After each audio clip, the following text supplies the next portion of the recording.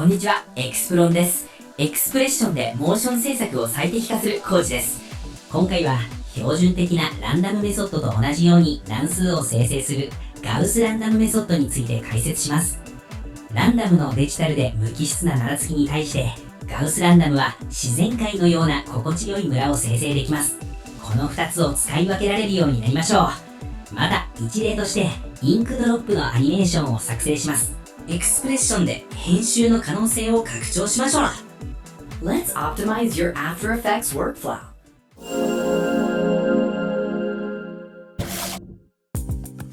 ガウスランダムメソッドはランダムメソッドと同様ランダムを生成するメソッドです。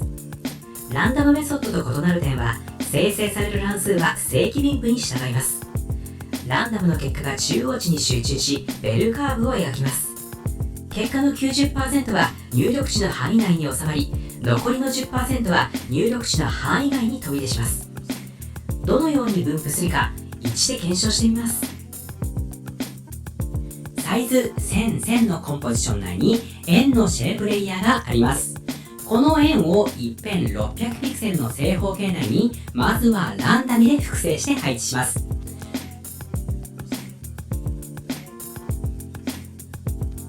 ランダムは指定された範囲内に均等に分布しました。次にガウスランダムで複製して配置します。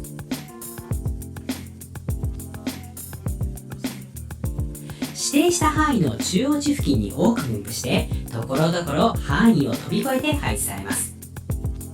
ガウスランダムは標準のランダムよりも自然で予測可能な範囲に収まりやすい動きを作ることができます。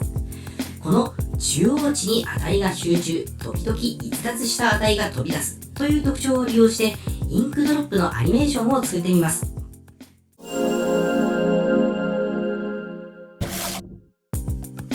新規コンポジション、名前をインクドロップ。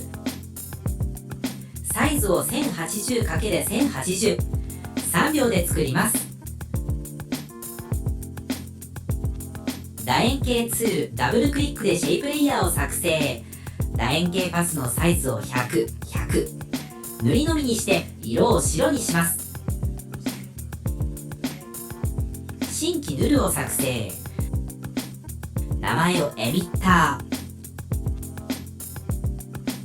ー。両方のレイヤーをアクティブにしてキーボードの P を押して位置を表示します。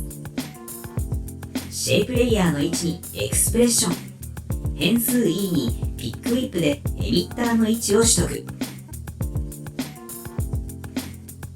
ガウスランダムで X、Y それぞれエミッターの位置からプラスマイナス300の値の範囲でランダムさせます。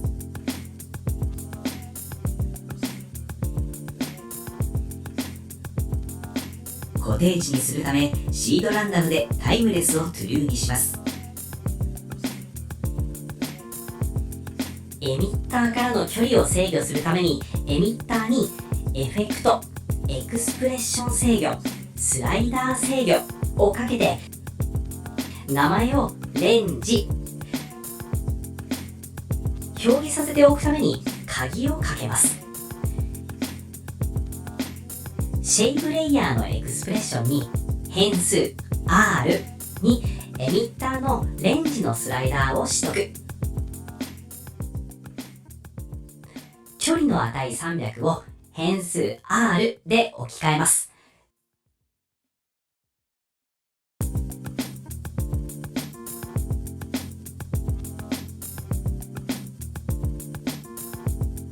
これでスライダーで範囲を制御できるようになります。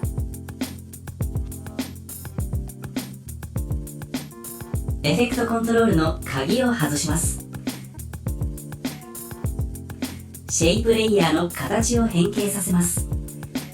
エフェクト、ディストーションタービュレントディスクレイス。量にエクスプレッション。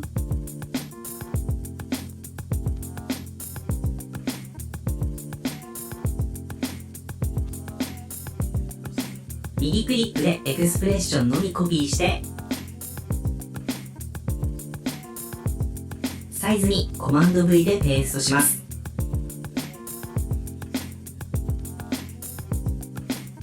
これでシェイプを複製した時に全て形が違った歪みで複製されます。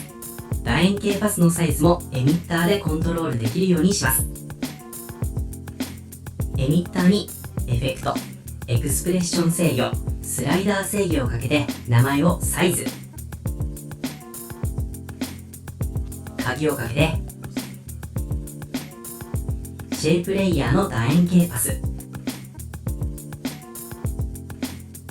サイズにエクスプレッション、変数 S にサイズのスライダーを取得。サイズは X、Y の配列なのでブラケットで囲って同じ値 S を入れます。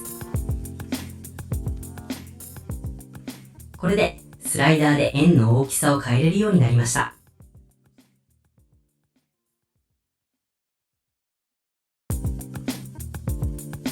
シェイプレイヤーを複製したときに様々な大きさになるようにトランスフォームのスケールにガウスランダムを書きます。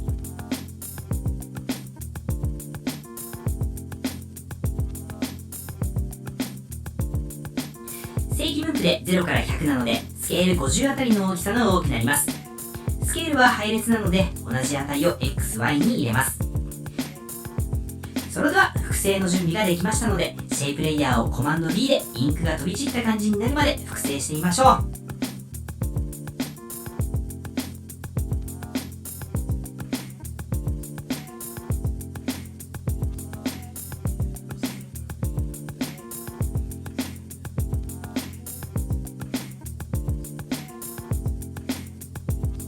エミッターのスライダーでレンジとサイズを調節します。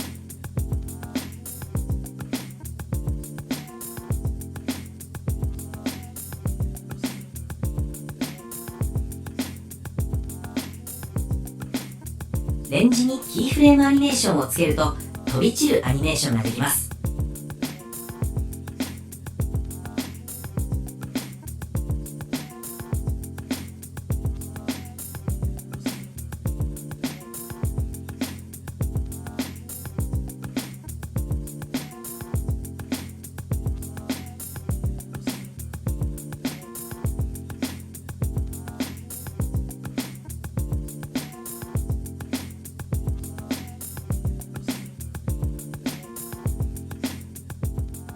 最後に新規調整レイヤーを作成して名前をブラ、エフェクトブラー&シャープ、ブラガウスをかけて各レイヤーの重なりをぼかし全体をなじませます。エフェクトカラー補正トーンカーブをかけてチャンネルをアルファにしコントラストを強め、アルファ部分との境目をくっきりさせると個々の円が滑らかに結合した質感になります。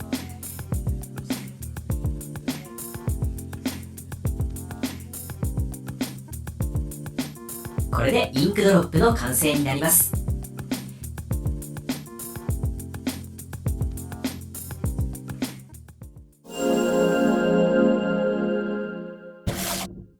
ガウスランダムはランダムにしたいけれどバラバラになりすぎて制御不能になるのは避けたいという場面で活用できます。